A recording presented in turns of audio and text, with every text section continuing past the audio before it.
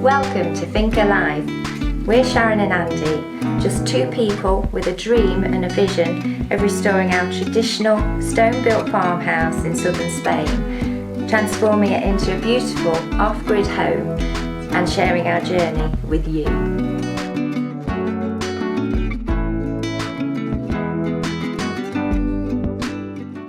Morning everyone, welcome back to a beautiful day on the Finca. It's forecast to be 30 degrees Celsius. I'm not sure what that is in Fahrenheit, but quite a lot for the next sort of 3 or 4 days. Beautiful, very warm, and as you can see, our toms, we've had a bumper crop this year. We've been eating them for weeks and weeks and weeks, and now all the sorts has gone all at the same time. There's another couple over there as well, they're all loaded with them. So I think we might be having tomato soup. Sharon's done a fantastic job with these, so I think it's time to get them picked, because we've lost a few already, so I need to find a big enough receptacle. The vice box should do it. There's absolutely hundreds. Get them filled up.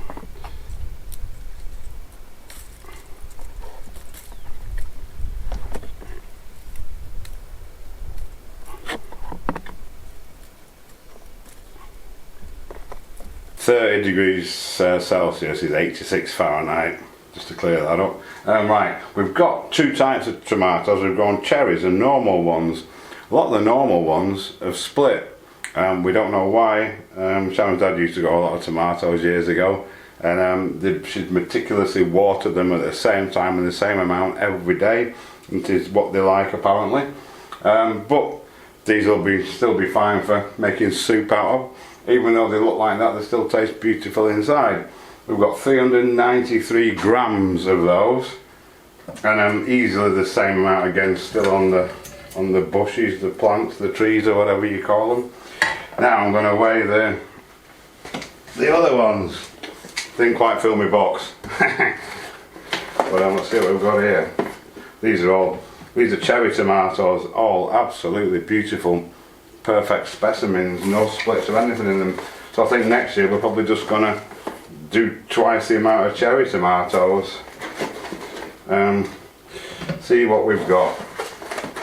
Excited, this is 242, 322. I'm even gonna fit in this bowl. We'll try it.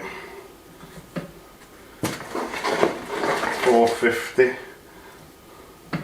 And half a kilo. Oops, one's got away. Come back. Just stack them carefully now. Absolutely fantastic. We've still not managed to eat our grapes either, if you can see them there. Keep trying to munch through them.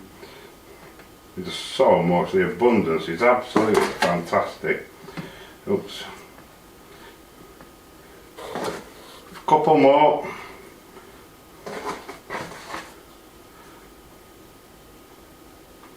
What's that? 855 grams. What's that, about £2? Yeah, oh, one more. 871 grams. Happy days, and I say there's easily the same amount left on the bush, still green and still ripening off. Fantastic. So we did a video a while ago saying about what we could grow here, basically, and we decided we were just going to grow what grew well and easily, because we don't get any rain. We get like 300 millimeters a year max, and that's above average. If we get that much, it's about 12 inches, not a lot. But we, as well as tomatoes and grapes, we get lots of peppers. We've got peppers there now. They're 4 years old. This is the 4th year this year. They provided all summer. I've made a little few notes. The artichokes, we didn't get much of them this year, but again it's their first year. They're perennials. They've all come back all by themselves, or most of them have, after just a little bit of rain the other day. Fabulous. Capers, we've got bushes everywhere. They just grow wild, like they are weeds, but we love them. Make fish saucy things out of them. What's it called? Caper sauce. Asparagus. That's done. It's survived its second summer now. We don't know whether to dig it up and relay it because the ground underneath is so hard, like solid clay. It's that dry. It's having trouble coming through. So that might be something we'll do this year. We've got millions of olives, of course, as usual. They're going 2-year cycles, olives, and this is the 2nd year cycle, and we're just absolutely laden with them everywhere. So we'll have lots of olive oil soon, I'm sure. Onions grow all right, you know, if we get them in early enough. They do grow really well over the winter. We should be really thinking about getting them in now, I think. The garlic, we had a good garlic crop last year, but a lot of it didn't work very well. We had really bad, crazy weather in the spring. But the ones we left in, we just left them in the ground. They've had to come up really, really well. So I'm hoping for a bit of a bumper off those this year. The potatoes, you can see there, they're coming on lovely. Hopefully we'll get some before the frosts come, before we get a frost. The aubergines, again, they died off early in the year, and they've come back. So happy days on those. And of course the other stuff we do, basil, mint, in the courtyard there all the time. We pick it all year, and then what's left at the end of the year we just hang it up under the eaves and dry it out, and store it that way.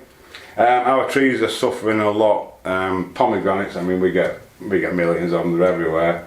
Our plum tree's doing really well. We had sort of quite a few off that this year, but the others are struggling, so time will tell how they get on. It's just, there's just no water, and to water them all is just not possible, you know. It's just impossible, mission impossible. So softly we're getting there with them, but yeah, the stuff we're going easily, we have an abundance of, which is fantastic. Anyway, back over here, I need to go big town shopping to get the rest of the stuff that I need to finish these with. Just before I go, I'm just going to stick this last one that I can in, and then hopefully tomorrow I'll be able to do this other side as well. So I'll get that one done, and then I'll pop myself off to town. Right, that one's in and level, and it's another step nearer. Unfortunately, I can't make it go any faster. But yeah, there's only that one to do now. All the rest are looking pretty good. So I'll go and get what I need.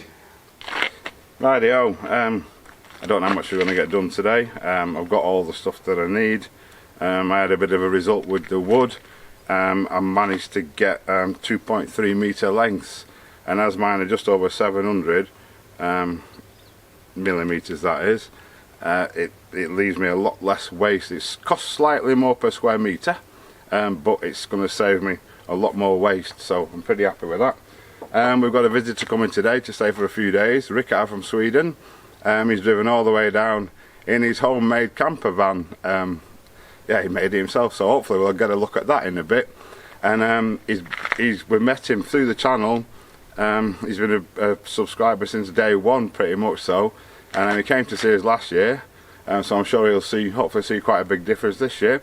And hopefully we can introduce you to him. Tomorrow we're probably going to have a day off.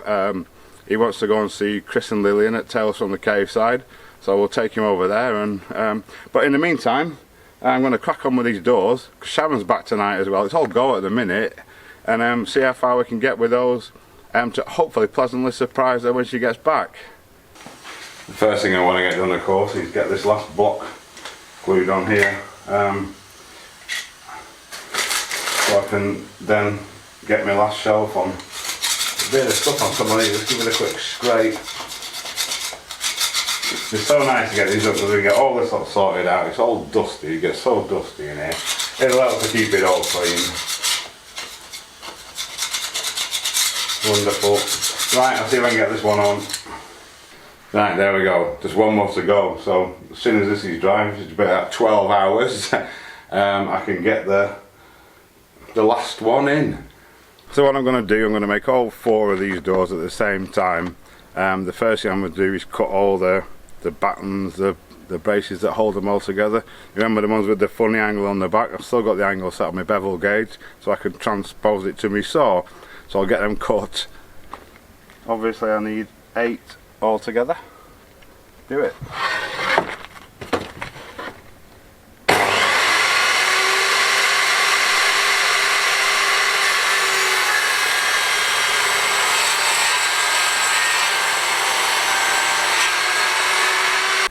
First thing I need to do is set my angle for the back piece with the saw, with my bevel gauge, so I can cut them all 6 at the same time. 8.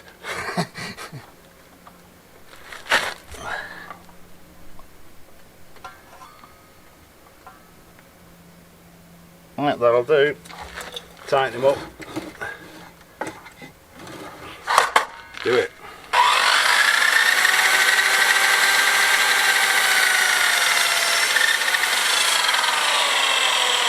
Right, so with our angles cut, I can now cut the lengths down to what I want. 6 of them I'm going to do the same for 3 of the doors, and the little smaller door at the end on the bar trough is a little bit shorter.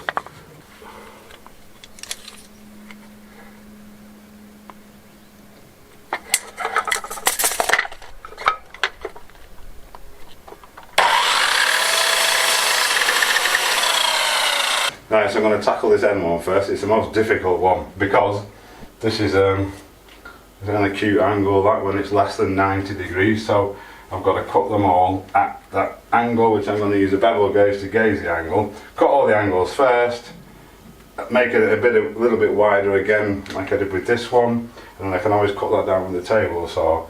So yeah, it's the most awkward one. It's going to be the most time consuming, so we'll get that out of the way first. So that's the angle that I want. Every corner in the house is some variation of that angle. So all I'm going to do, I'm going to cut all the boards along at that angle, horizontally of course, and then I can cut the lengths, well the lengths will flow one on from the next one, and hopefully it should fit. Right, so what we need to do is set our saw angle to that angle. We do that, slacken this front bit off, and literally twist it around like that until we get the desired angle.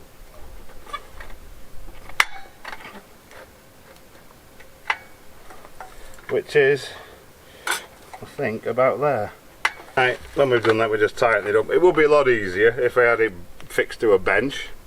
I'm working on that one, but I'd rather cut out here because we don't get all the dust in there then. And I'm going to build myself a table. A few people have suggested it, that I can put out here, maybe a bench against the wall or something. We don't know, it's on the list. Right, let's get these cut. Right, first one.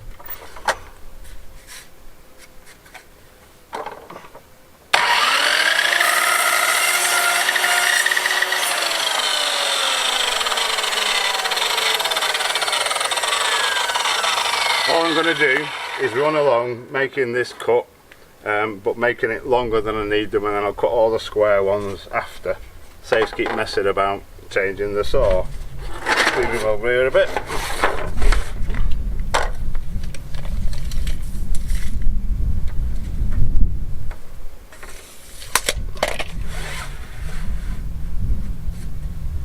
Just roughly. Right, so I have an assistant now. I'd like to you to meet my friend Rickard, or our friend Rickard. Thank you. Rickard's come all the way from Sweden in his camper van. Bit of a leisurely journey you've had, haven't you? How far it is? How far is it? About 350,000, 3,500 kilometres, yeah. So, but he's been taking his time, having a leisurely time on the beach, in the sea. But anyway, we're working today, aren't we? We're putting into work. We're working today.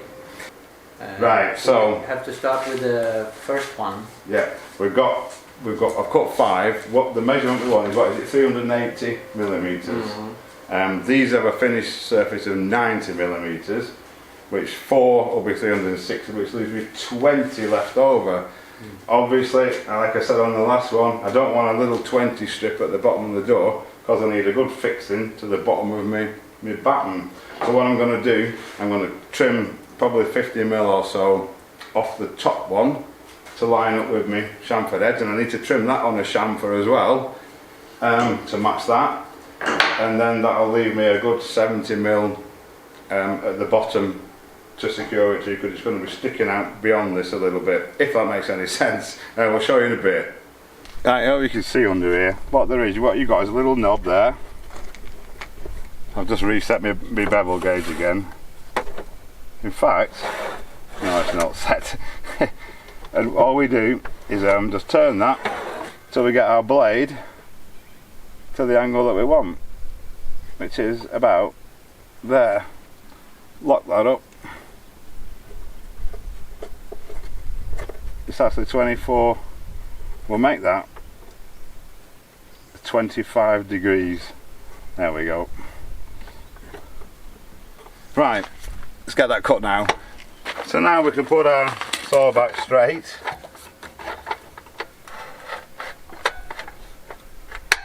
So it just clicks in and cut this to the exact length that we want for the first slat of the thing. It's actually 735 millimeters. So I'll find my pen and get that cut.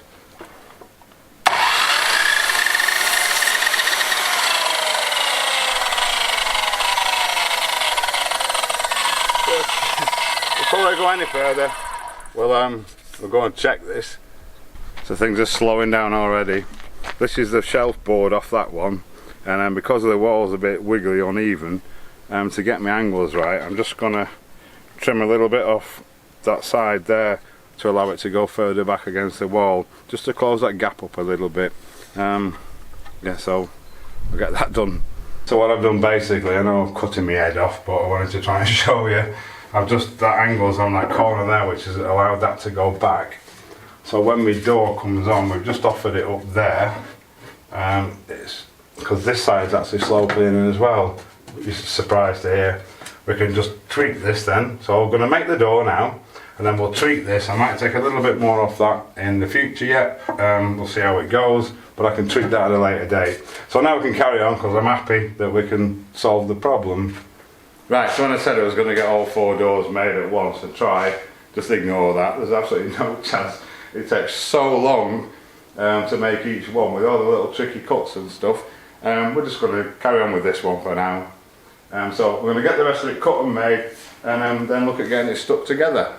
We are cracking on. Cracking on. We've got all the door bits cut now. So now I need to flip it over, like we did with the other one. Get it all squared up again, which is not that easy. I might have to take it around that side of the table because my edge of the table's square. And then I'm going to glue these on, just the same as we did with the other ones. Put some weight on, clamp them down, and then, that way. That way. Yeah, that's the correct So way. good job is there, you see, and I probably doing it wrong. You're not used to be 2 people working. Not used to an assistant, yeah. So I want to take it over to that corner there. We're going to put a bead of glue on the bottom of these, and then clamp them in place, and then can't do any more until the glue's dried. Right, so we measured and marked exactly where we want them. Just going to flip it up, put a good chunk of glue on it. Plenty on this end. Remembering that they are super slippy when you put them down. Hold in there for a second, and we're going to put a clamp across it in this fashion.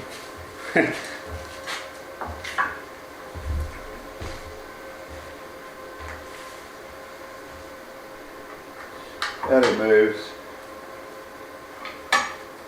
We'll just check him again.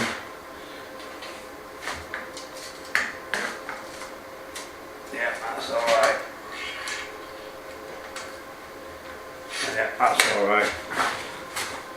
You can get one on the end.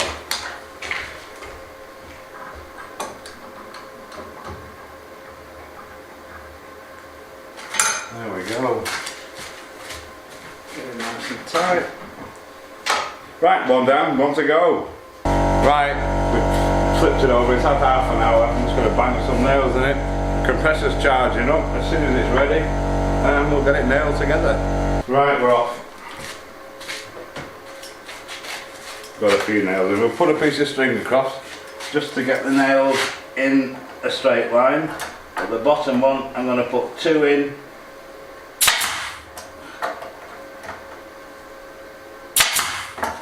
And then 1 either side of the joint.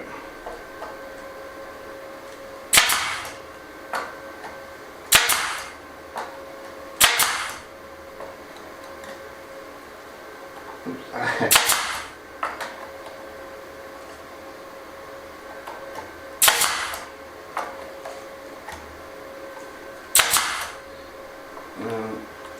that alright there? Yes. And there? Perfect. Lovely. I'll get the other side done. So we've just done a little minor more modification to the back, but if you can see that on there, it's very difficult to show you. It's actually lying fairly lovely. Oh, the cameraman's bringing it in. Thank you, Ricard. What I'm going to do now, I'm going to nail this through, and then we can look at getting our door fixed. Right, so here's if we see if we knock my blocks off or not. 2. Wow. Perfect. Right, let's get this door fitted. I'm very, very happy with that.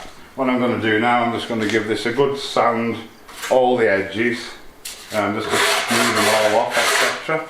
And then we can fit the hinges and fit our little knob on it. Right, so now it's time for the hinges. I've just laid them in position. Does that need opening? Yeah. There we go, we've got black screws. I've left the drill with the screwdriver in the utility. I'm not going back again to get it, so I'm going to put them in by hand. I'm going to try anyway.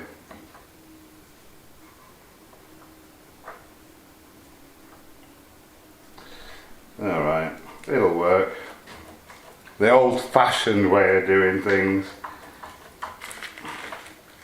Make sure he's straight. Right, that's one, and I'll get the rest of them in and get the other one on. Right, now the handle, then we can get it fitted in. We just had to go back anyway to measure the handle. This is how Ricard kindly did. We must walk kilometres every day. Had to run the kilometre. Yeah. It's quite a long way, isn't it? Right. And there is no shortcut. No. It's not an easy life, you know. Come on, how long is this screw? It's long enough, hopefully. Right, so he goes up to there. Like that. Now the little knob that screws on. Voila. Voila. Ahí está. Ya está. Perfect. Right, let's go and fit it. Right, so let's get this door in place. I've got my proper screwdriver here now. I'm just going to get one in each side. Lovely.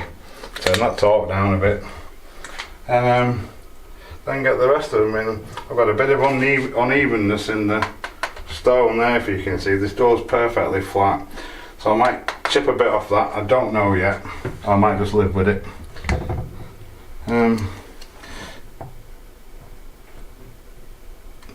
Right, wonderful. Cool, right, I got the rest of them in. Right, lovely. Another one's done and working. That one doesn't hit the wall actually, it hits the little ring at the back. That's cool. Right, brilliant. Sam will be happy. 2 down, 5 to go, 3 to go now. Crikey, we'll be here all year. Well, look who's back. I'm back. And look at this, it's just fantastic. I'm absolutely thrilled. I think he's had a bit of a job on. Cracking mission. Not easy, but he's done so well, and I'm so pleased. Had a great time in the UK, although it was very grey and very rainy, but that's the UK for Cold. you. But no, actually, No, it was quite mild. Yeah, but lovely to see the folks and help out as much as I can because they're not very mobile these days. So yeah, it was a good break. But I'm back now and I'm ready to crack on. Back to reality. Yeah, back to reality. This morning I put the final piece in, so all the tops are on. Like I said before, we're not doing a lot today. We're gonna go see Chris and Lillian at Tales from the Cave side because Ricard, who's here, wants to meet them as well. So there we go. Righto, so Ricard's here again. Say hi to Ricard. Hello. Ricard, he actually come all the way from Sweden, we said before in this, 3,000 kilometres. Yeah, 3,500 It's perhaps. a homemade camper van. It's a homemade camper van. I've had a couple of guided tours, but we thought you guys might be interested, and because he's made it himself, and it works really, really well, doesn't it? It does. It's completely independent, solar panels on the roof, if you can see them there. So best if you just let Rickard talk us through it. Hi, my name is Richard from Sweden. The story behind this vehicle, it's an old taxi. So I had to throw out all the sofas, and then I've been insulating it and watching maybe 1,000 hours on YouTube to get the ideas for the design. Actually, that's the most time-consuming thing, to get the ideas for the design. Then for me it was more easy to build it, actually, as I have a little building background as an electrician. But come along, have a look. As you can see here, I'm always ready for a drink. If we start in the front, on the Ford Transit, this is a Ford Transit, it's always had a shelf here, but I built it in with some MDF, painted it, and then I made a long shelf all along for the food and storage, and in the end it's a little bit of my clothes. And on the back there I put the bed, so I'm sleeping from the east to the west, sort of. And the back doors there. Under the bed I've got a little shelf here to extend the bench area when I'm doing the cooking and dishing. I've got running water here, as you can see, and this is a simple stove that I can move. Up here is the shelf with the beautiful birds on the knobs, and it's everything inside here, really. It's bits and bobs, what they say in English. And the light. What more? Well, under the washing place here is the water, and that's water, fresh water on this one, and then we have the grey water here and a little bit extra water, and a bin as in a normal kitchen. I'll just keep talking a little here, make it running. Under this shelf here I had to place a refrigerator, and it's also driven by the 12 volts. It's a 70 liters. I have a nice cold beer here, Swedish beer. It served me very well, actually. In the front here, the first seat, we have the electrics. They are consisting of two big batteries, about 200 amps, and then I have the regulator coming directly from the solar panels, and it works three ways: from the solar panels down to the battery, and then back to the alternator, well, the battery of the motor. So they could charge both ways. So when this battery is full here, it can continue to charge the battery of the vehicle, the start battery. And that's about it. And on the other side of the table here, which is movable, and you can actually sink the table down, so you make a big sofa here.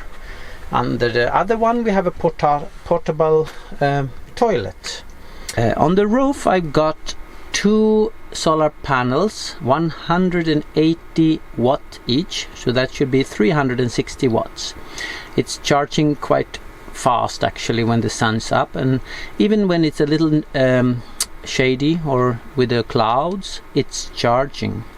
And that's a good thing with this regulator, because it can take, it's an MPPT regulator, if anybody want to know that. Here as well I have an inverter with a straight sinus curve, 1000 watt. So you can plug in anything you want here in the 230 volt.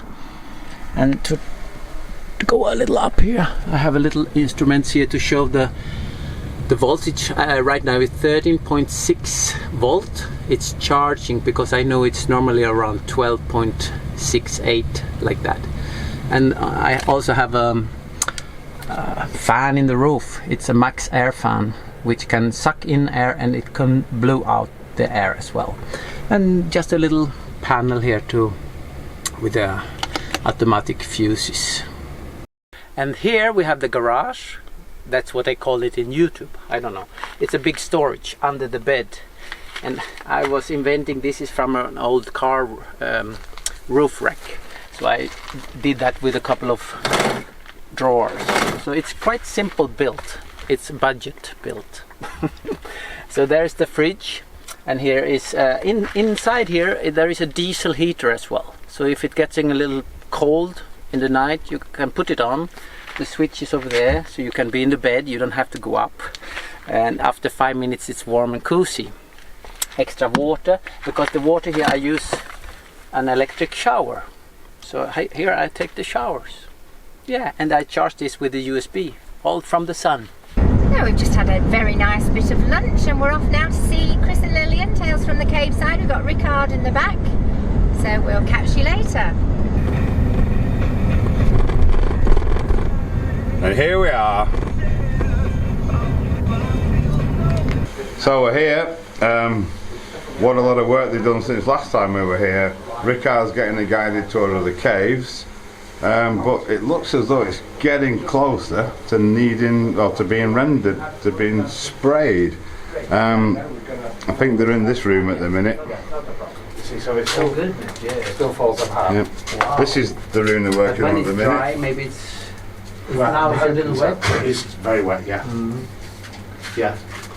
So, What's the prognosis, Chris? it's still damp. Still damp. There's still more to come out, Yeah, but not that much more now. I've only just got to take a little bit out. It And looks like you're really close to starting to be able to put it back together. in here, in this room. Just in this room. Yeah, so that'll be 2 rooms. I need to remount this electricity conduit, and then we've just got some filling to do with rocks just to make it a bit smoother There's there. been some wooden beams there. Concrete. Concrete beams, yeah.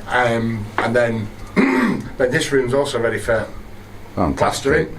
Same as the other room, and I've just got that one round the corner and a little bit over there to do, and then we should be good. So tune in, Tales from the Cave side. Keep up with what's going on. Yes, thank you. Right, so we're back. It's time to exercise donkey and goat. We can't find goat's collar, but he's all right. We're going to take him for a walk up the land. This is a wonderful trip for you, donkey. Fantastic.